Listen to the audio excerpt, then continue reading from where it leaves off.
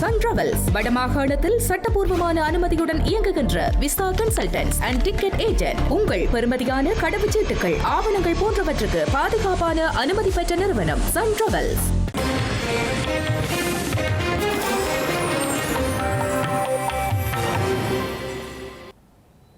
வணக்கம். இது ஐபிசி தமிழின் காலை நேர பிரதான செய்திகள். முதலில் தலைப்புச் செய்திகள். கொழும்பு மெகசின் சிறைச்சாலையில் மோதல், நீர்கொழும்பை தொடர்ந்து சம்பவம். இலங்கையில் அரிசி சார்ந்த துணை உற்பத்திகளை அதிகரிக்க திட்டம், ஜனாதிபதி தெரிவிப்பு. யாழில் இளைஞனை கடத்தி சித்திரவதை, 5 பேர் கொண்ட வன்முறை கும்பல் கைது. தமிழகத்தில் 5 தொகுதிகளுக்கு இடைத்தேர்தல், இடைக்கால தடை விதித்த சென்னை உயர்நீதிமன்றம். பிரித்தானிய அரசியல்வாதி ஆன் விடகோம் கொலை விவகாரம், பிரித்தானியர் ஒருவர் கைது. உலகக்கிண்ண கால்பந்தாட்ட போட்டி, அரையிறுதிக்கு நுழைந்த ஸ்பெயின் அணி. இனி தொடர்வது விரிவான செய்திகள்.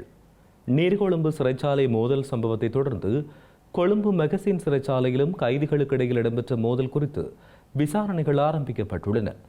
சிறைச்சாலை நிர்வாகத்தை சீர்குலைக்கும் வகையில் திட்டமிட்டு இந்த தாக்குதல்கள் முன்னெடுக்கப்படுவதாக என்கின்ற ரீதியில் விசாரணைகள் ஆரம்பிக்கப்படுகின்றன.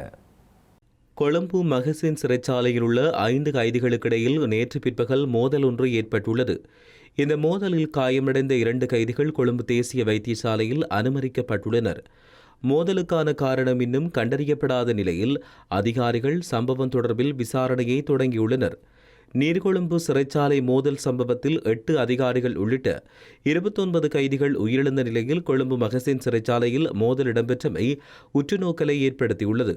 நீர்கொழும்பு சிறையிலிருந்து கைதிகள் வேறு சிறைகளுக்கு மாற்றப்பட்டு வரும் நிலையில் அந்த சிறைகளின் பாதுகாப்பும் பலப்படுத்தப்பட்டுள்ளது. நீர்கொழும்பு சிறைச்சாலையில் இடம்பெற்ற மோதலின் போது உயிரிழந்த 8 சிறைச்சாலை அதிகாரிகளுக்கும் பதவி உயர்வு மற்றும் நஷ்டஈடு வழங்கப்பட்டுள்ளதாக சிறைச்சாலைகள் ஊடக பேச்சாளர் ஏசி கயநாயக்க தெரிவித்துள்ளார். நீர்கொழும்பு சிறைச்சாலை மோதல் குறித்த பிரேத பரிசோதனைகளில் 14 கைதிகள் துப்பாக்கிச் சூட்டினாலும் 8 அதிகாரிகள் தாக்குதலாலும் உயிரிழந்துள்ளதாகவும் தெரிவிக்கப்பட்டுள்ளது. உயிரிழந்த சிறைச்சாலை அதிகாரிகள் மிகவும் கொடூரமான முறையில் படுகொலை செய்யப்பட்டுள்ளமை பிரேத பரிசோதனைகள் மூலம் தெரிய வந்துள்ளது. இந்த நிலையில் கடமையின் போது உயிரிழந்த சிறைச்சாலை அதிகாரி SH சந்திரவன்ச 2ஆம் தரத்திலிருந்து 1ஆம் தரத்துக்கு பதவி உயர்த்தப்பட்டுள்ளார். அத்துடன் உயிரிழந்த ஏனைய 7 சிறைச்சாலை பாதுகாவலர்கள் சிறைச்சாலை சார்ஜென்ட் தரத்துக்கு பதவி உயர்த்தப்பட்டுள்ளனர். இந்த பதவி உயர்வுகள் அவர்கள் உயிரிழந்த திறத்திலிருந்து நடைமுறைக்கு வரும் வகையில் வழங்கப்பட்டுள்ளதுடன் அவர்களது குடும்பத்தினருக்கு நீதி அமைச்சினால் தலா 5 லட்சம் ரூபாய் நஷ்டஈடும் வழங்கப்பட்டுள்ளது.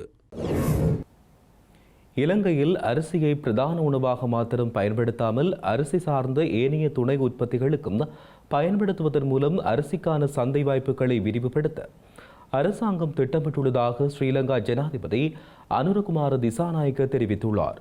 கெவிட்டிகொலாவ பிரதேசத்தில் புதிய நீர் திட்டம் ஒன்றை திறந்து வைக்கும் நிகழ்வில் கலந்து கொண்ட பொழுதே ஜனாதிபதி இதனை குறிப்பிட்டுள்ளார். இலங்கையில் கடந்த காலங்களில் நெல் உற்பத்தி குறைந்த மட்டத்தில் இருந்ததால் அரிசியிலிருந்து ஏனைய உற்பத்திகளை மேற்கொள்வதை தடை செய்து வர்த்தமானி அறிவித்தலை வெளியிட்டிருந்ததாகவும் தனது அரசாங்கம் அந்த வர்த்தமானி அறிவித்தலை நீக்க நடவடிக்கை எடுத்ததாகவும் ஜனாதிபதி அனுரகுமார திசாநாயக்க தெரிவித்தார். நெல் உபரி காணப்படும் காலங்களில் விவசாயிகள் எதிர்நோக்கும் நெருக்கடிகளை தவிர்த்து சந்தையில் நெல்லிற்கான அதிக போட்டித்தன்மையையும் நியாயமான விலையையும் பெற்றுக் கொடுக்கும் நோக்கில் இந்த தீர்மானம் எடுக்கப்பட்டுள்ளதாக ஜனாதிபதி கூறினார். எதிர்காலத்தில் சோறை தவிர கால்நடை தீவனம், மதுபானம், திராட்சை ரசம், பிஸ்கெட் மற்றும் கேக் வகைகள் உள்ளிட்ட பல்வேறு மதிப்பு கூட்டப்பட்ட உற்பத்தி பொருட்களுக்கு அரிசியினை பயன்படுத்த திட்டமிட்டுள்ளதாகவும் ஜனாதிபதி மேலும் தெரிவித்தார். அறுவடைக்கு பிந்தைய விரயத்தை தடுக்கும் நிறுவனங்கள் அரிசியை கொண்டு உற்பத்தி செய்யக்கூடிய பல உணவு மற்றும் பான வகைகளை ஏற்கனவே ஆராய்ச்சி மட்டத்தில் கண்டறிந்துள்ளதாகவும் அவற்றை விரைவில் வணிக ரீதியாக சந்தைக்கு அறிமுகப்படுத்த நடவடிக்கை எடுப்பதாகவும் ஜனாதிபதி குறிப்பிட்டார். இதனூடாக நெல் கொள்வனவு செய்வதற்கு சாதாரண ஆலை உரிமையாளர்களுக்கு மேலதிகமாக திராட்சை ரசம், பிஸ்கெட் மற்றும் கால்நடை தீவன உற்பத்தியாளர்களும் போட்டித்தன்மையுடன் சந்தைக்கு வருவதால் விவசாயிகளுக்கு தமது அறுவடைக்கு மிகவும் நியாயமான மற்றும் அதிக விலையை பெற்றுக்கொள்ள வாய்ப்பு கிடைக்கும் என்றும் ஜனாதிபதி சுட்டிக்காட்டினார். அதன்படி பயிர்ச்செய்கையின் உற்பத்தி திறனையும் உழைப்பையும் மேலும் அதிகரித்து இந்த புதிய சந்தையை இலக்காக கொண்டு நெல் பயிர்ச்செய்கையை விரிவுபடுத்த நடவடிக்கை எடுக்குமாறும் ஜனாதிபதி அனுரகுமார திசாநாயக்க விவசாயிகளிடம் கேட்டுக் கொண்டுள்ளார். யாழ்ப்பாணத்தில் வாழ்வெட்டு சம்பவங்களுடன் தொடர்புடைய குற்றச்சாட்டில் 5 பேர் யாழ் மாவட்ட குற்றத்தடுப்பு பிரிவினரால் கைது செய்யப்பட்டுள்ளனர். அவர்களிடமிருந்து யாழ்ப்பாணத்தின் பிரபல வர்த்தக நிறுவனம் ஒன்று கூறியதாக சந்தேகிக்கப்படும் மகிழுந்தொன்றும் கைப்பற்றப்பட்டுள்ளது. யாழ்ப்பாணம் இந்து கல்லூரி கண்மையில் கடந்த 5ஆம் தேதி ஒரு இளைஞனை 5 பேர் கொண்ட கும்பல் ஒன்று கடத்திச் சென்றது. கடத்தப்பட்ட இளைஞனை கைதடிக்கு கொண்டு சென்ற குறித்த கும்பல் உடைகளை களைந்து சித்திரவதை செய்த பிற்பாடு காயங்களுடன் யாழ் பொஸ்கோ பாடசாலை அருகில் கொண்டு வந்து விடுவித்தனர். இந்த நிலையில் குறித்த மகிழுந்து வேகமாக ஓடிச் சென்ற நிலையில் வீதிக்கடமையில் இருந்த காவல்துறையினர் இடைமறித்த போதிலும் நிறுத்தாமல் சென்றது. சந்தேகமற்ற காவல்துறையினர் குறித்த மகிழுந்தை துரத்திச் சென்று இடைமறித்து சோதனையிட்டனர். இதன்பொழுது மகிழுந்துக்குள் இருந்து 2 கூரிய வாள்கள் கைப்பற்றப்பட்டன. அத்துடன் கதவு மற்றும் ஆசனங்களில் இரத்தக்கரையும் அவதானிக்கப்பட்டதோடு ஒரு இரத்தத்துடன் ஆடை ஒன்று மீட்கப்பட்டுள்ளது. இதையடுத்து கைது செய்யப்பட்ட 5 விசாரணை நடத்தியதில் 2.5 கிராம் ஐஸ் போதைப்பொருளும் மீட்கப்பட்டுள்ளது. மேலும் கடத்தப்பட்டு தாக்குதலுக்கு இலக்கான இளைஞன் வைத்தியசாலையில் அனுமதிக்கப்பட்டுள்ளார். குறித்த சம்பவம் தொடர்பில் மேலதிக விசாரணைகள் யாழ்ப்பாண காவல் நிலைய பொறுப்பதிகாரி பாரித செனவிரத்தினவின் ஒழுங்குபடுத்தலில் முன்னெடுக்கப்பட்டு வருகின்றமை குறிப்பிடத்தக்கது. இலங்கையின் 6 மாவட்டங்களில் கடும் வெப்பம் நீடிக்கும் என்று எச்சரிக்கை விடுக்கப்பட்டுள்ளது. முல்லைத்தீவு, வவுனியா, மட்டக்களப்பு, அம்பாறை, திருகோணமலை மற்றும் மொனராகலை ஆகிய மாவட்டங்களில் பகல் நேரங்களில் வெப்பக் குறியீடு எச்சரிக்கை நிலையை எட்டக்கூடும் என ஸ்ரீலங்கா வளிமண்டலவியல் திணைக்களம் அறிவித்துள்ளது. மனித உடல் உணரும் வெப்பநிலையை பிரதிபலிக்கும் வெப்பக் குறியீடு இந்த மாவட்டங்களின் சில பகுதிகளில் எச்சரிக்கை தேவைப்படும் அளவுக்கு உயர்வடையக்கூடும் என எதிர்பார்க்கப்படுகிறது. எனவே பொதுமக்கள் போதிய அளவு நீர் அருந்துமாறும் நேரடி சூரிய ஒளியில் நீண்ட நேரம் இருப்பதை தவிர்க்குமாறும் அறிவுறுத்தப்பட்டுள்ளனர். அத்துடன் பகல் நேரங்களில் கடினமான வெளிப்புற வேலைகளை தவிர்த்துக் கொள்ளுமாறும் கேட்டுக் கொள்ளப்பட்டுள்ளனர். வவுனியாவில் வடமாகாண குத்துச்சண்டை போட்டிகள் ஆரம்பமாகியுள்ளன. வவுனியா பழைய பேருந்து நிலைய வளாகத்தில் வடமாகாண குத்துச்சண்டை போட்டிகள் நடைபெற்று வருகின்றன. வடமாகாண விளையாட்டு திணைக்களத்தின் ஏற்பாட்டிலும் மாவட்ட குத்துச்சண்டை சங்கத்தின் தலைவரும் குத்துச்சண்டை பயிற்சியாளருமான நிக்சன் ரூபராஜின் ஒழுங்கமைப்பிலும் இடம்பெறும் போட்டித் தொடரில் வடமாகாணத்தின் 5 மாவட்டங்களைச் சேர்ந்த 90 குத்துச்சண்டை வீரர் வீராங்கனைகள் பங்கேற்றுள்ளனர். போட்டிக்கான வெற்றி கேடயங்களின் அனுசரணையை வவுனியா ஒமேகா ஆடை தொழிற்சாலை வழங்கியுள்ளது. குத்துச்சண்டை விளையாட்டு குறித்து விழிப்புணர்வை பொதுமக்களிடையே ஏற்படுத்தும் நோக்கில் போட்டிகள் திறந்த வெளியில் நடத்தப்பட்டமை குறிப்பிடத்தக்கது. யாழ்ப்பாண நகர்ப்பகுதியில் சுற்றுச்சூழலுக்கு அசௌகரியங்களை ஏற்படுத்தும் விதமாகவும் சுற்றுலா பயணிகளுக்கு இடையூறை ஏற்படுத்தும் வகையில் நடமாடிய 30க்கும் அதிகமான யாசகர்கள் காவல்துறையின் பங்களிப்புடன் வெளியேற்றப்பட்டுள்ளனர். யாழ்ப்பாணம் கோட்டை சுற்றுவட்டம் பேருந்து நிலையம், கஸ்தூரியார் வீதி, மின்சார நிலைய வீதி, போதனா வைத்தியசாலை சூழல் ஆகிய பகுதிகளில் வியாபார நிலையங்களுக்கும் வெளிநாட்டு சுற்றுலா பயணிகள் மற்றும் உள்ளூர் மக்கள் ஆகியோருக்கும் நாளாந்தம் பல்வேறு வகையிலும் யாசகம் என்ற போர்வையில் அசௌகரியங்களை ஏற்படுத்திய நபர்களை கட்டுப்படுத்துமாறு வடமாகாண சுற்றுலாத்துறைக்கு முறைப்பாடுகள் கிடைக்கப்பெற்றுள்ளன. இதனையடுத்து காவல்துறையினர் மற்றும் யாழ் மாநகரின் ஒத்துழைப்புடன் வெளிமாவட்டங்களைச் சேர்ந்த 30 யாசகர்கள் மற்றும் வியாபார செயற்பாடுகளை முன்னெடுத்து வந்தோர் காவல்துறையினரால் கைது செய்யப்பட்டுள்ளனர். இவர்களின் தகவல்களை பெற்றுக் கொள்ளப்பட்ட பின்னர் அவர்களுடைய சொந்த இடங்களுக்கு அனுப்பி வைக்க நடவடிக்கை எடுக்கப்பட்டுள்ளது.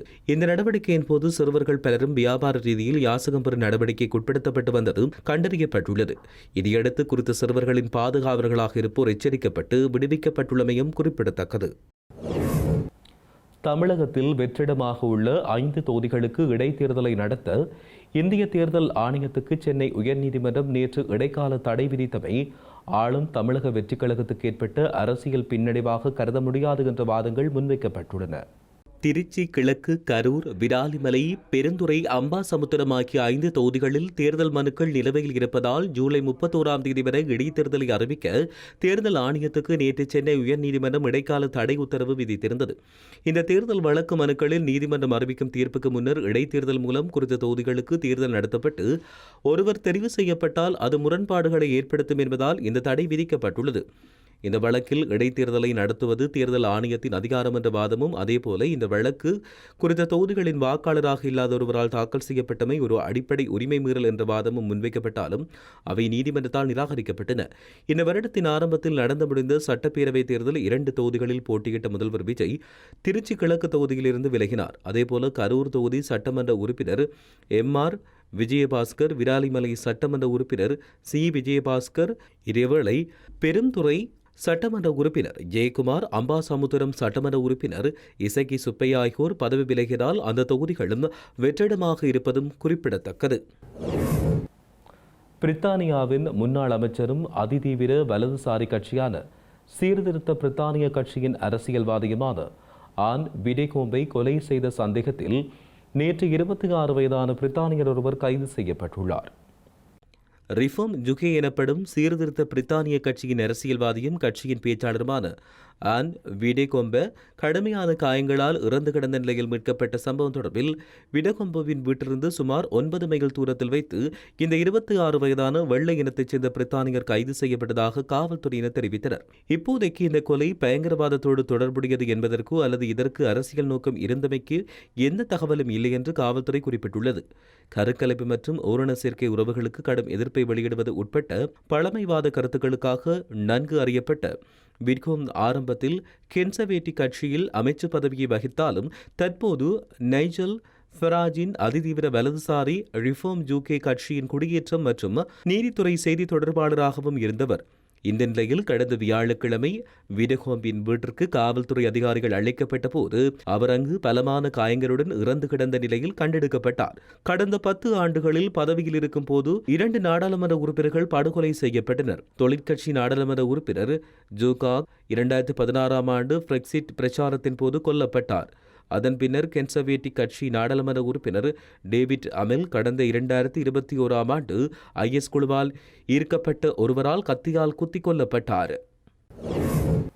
உலகக்கிண்ண உதைபந்தாட்ட போட்டியின் அரையிறுதிக்கு சென்ற 2வது அணியாக ஸ்பெயின் வந்துள்ளது.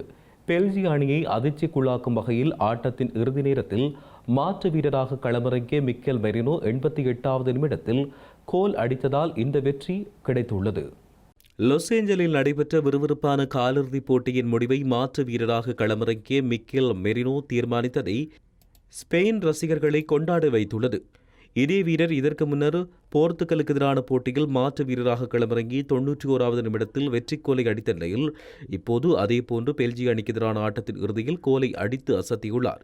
இதேவேளை 2 அணிகளும் 1-1 என்கின்ற கோல் கணக்கில் சமநிலையில் இருந்தபோது ஆட்டம் கூடுதல் நேரத்தை நோக்கி சென்று கொண்டிருந்த போது இந்த வெற்றி கோல் அடிக்கப்பட்டது. இந்த வெற்றியால் எதிர்வரும் 14ஆம் தேதி செவ்வாய்க்கிழமை டல்லாஸில் பிரான்சுக்கு எதிராக ஸ்பெயின் அரையிறுதிப் போட்டியில் மோதவுள்ளது. சிலர் இந்த போட்டியினை அதிகாரப்பூர்வமற்ற இறுதிப் போட்டி என்று கருதுகின்றனர். ஏனெனில் இதில் வெற்றி பெறும் அணி ஜூலை 19ஆம் தேதி உலக கிண்ணத்தை வெல்வதற்கு அதிக வாய்ப்புள்ளதாக கருதப்படுகிறது. செய்திகளின் நிறைவாக இனி மீண்டும் தலைப்புச் செய்திகள். கொழும்பு மெகசின் சிறைச்சாலையில் மோதல், நீர்கொழும்பை தொடர்ந்து சம்பவம். இலங்கையில் அரிசி சார்ந்த துணை உற்பத்திகளை அதிகரிக்க திட்டம், ஜனாதிபதி தெரிவிப்பு. யாழில் இளைஞனை கடத்தி சித்திரவதை, 5 பேர் கொண்ட வன்முறை கும்பல் கைது. தமிழகத்தில் 5 தொகுதிகளுக்கு இடைத்தேர்தல், இடைக்கால தடை விதித்த சென்னை உயர்நீதிமன்றம். பிரித்தானிய அரசியல்வாதி ஆன் விடகோம் கொலை விவகாரம், பிரித்தானியர் ஒருவர் கைது. உலகக்கிண்ண கால்பந்தாட்ட போட்டி, அரையிறுதிக்கு நுழைந்த ஸ்பெயின் அணி. இத்துடன் IBC தமிழின் காலை நேர பிரதான செய்திகள் நிறைவடைகின்றன. உடனுக்குடன் செய்திகளை அறிந்து கொள்ள IBC தமிழ்.com என்ற எமது இணையதளத்தை பார்வையிடுங்கள். வணக்கம்.